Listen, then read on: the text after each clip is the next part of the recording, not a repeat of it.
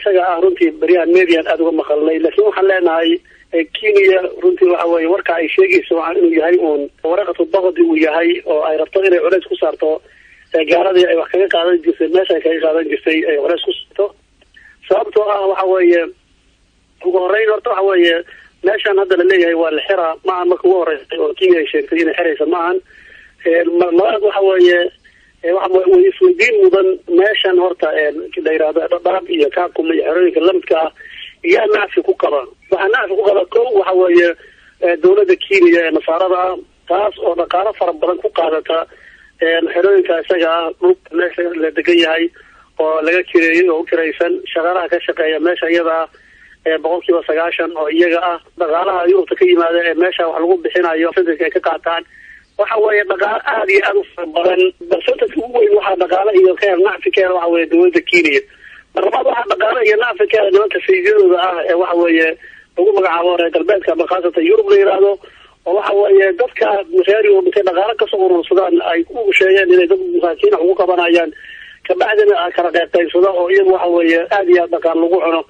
dhaqaalaha la soo qaado aslan ee xerooyinka loo soo qaado milyankii 100,000 kala soo gaarto dadka qaxootiga meesha ku nool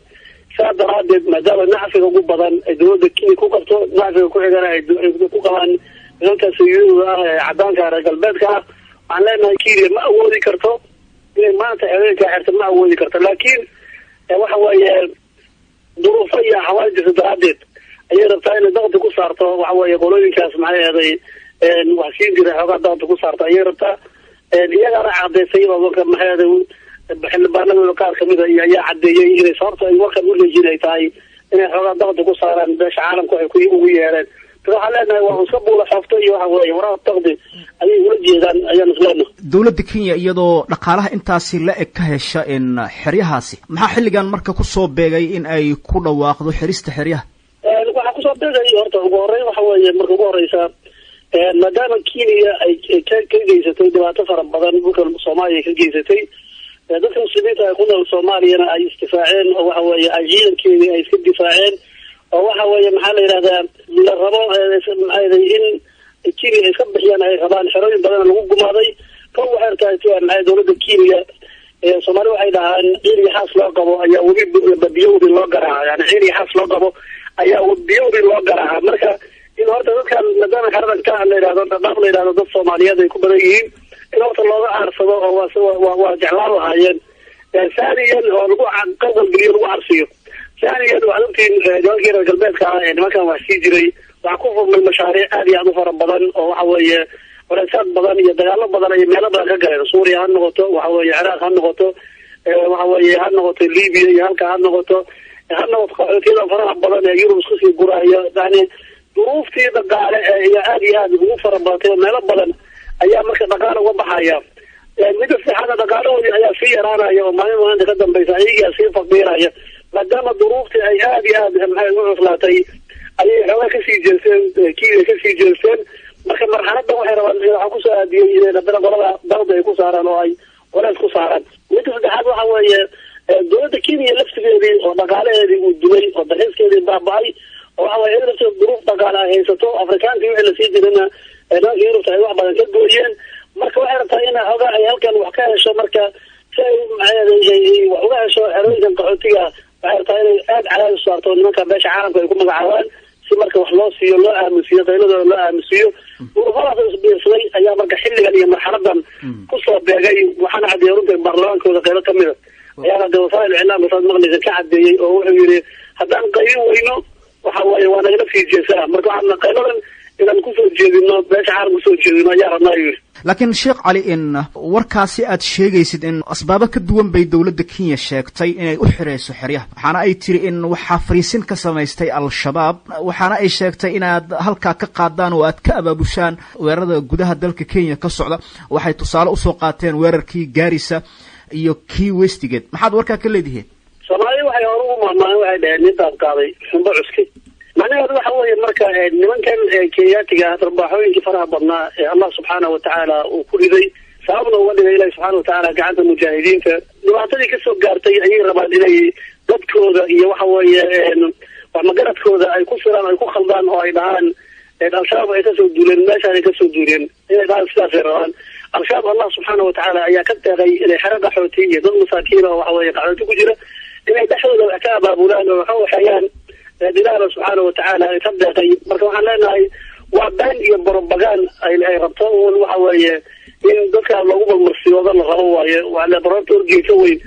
لكن قحوتية كجرا والله اعتبرها بلوها هي كفش بلوها هي وحوي فسقية ضغطها لوها هي تنصير الدعلمة لوها هي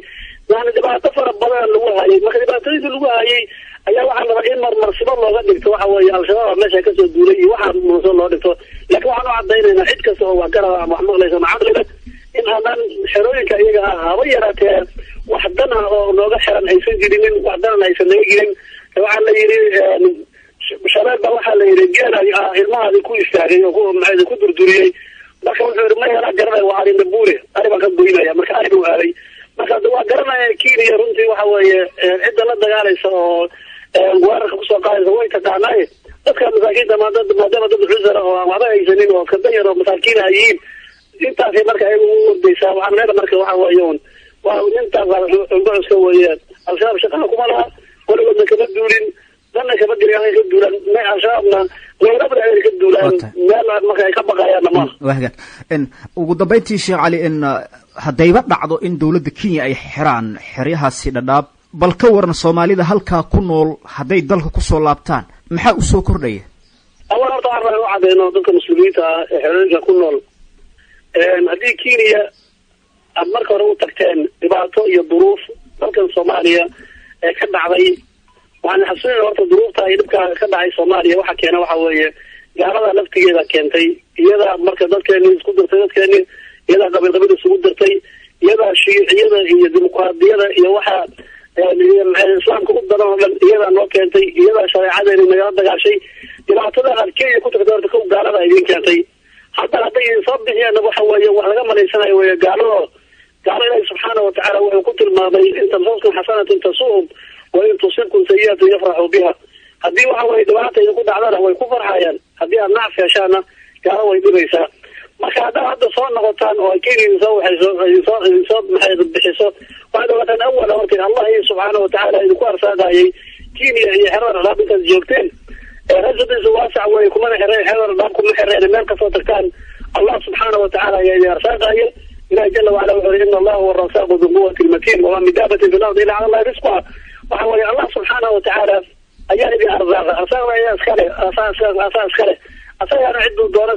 سيارة أنتوا لبولا كيفية ما كان حرر الضعف ذو القوة رزاق جريان كان ماشى تكتانا إلى أيوة القوة رزاق ثانيا هذا الوقت كله قصة الله تعالى وحنا لنا إذا كان إنسان ذاك جاربها جعلته ذكر إنسان مياه وقدر فن دوران بين الله تبارك وتعالى هاي ملكه إذا كسر الرية قالوا ذي تبعنا أيان حولوا ذي رعنا أيان وحوي جناس وذي جرا أيان الله سبحانه وتعالى ذي مكان مسير مكان سورية توكله أيكو عبود أيان وعكر إنسان يرون في التوصيل كيكو أيان جاربها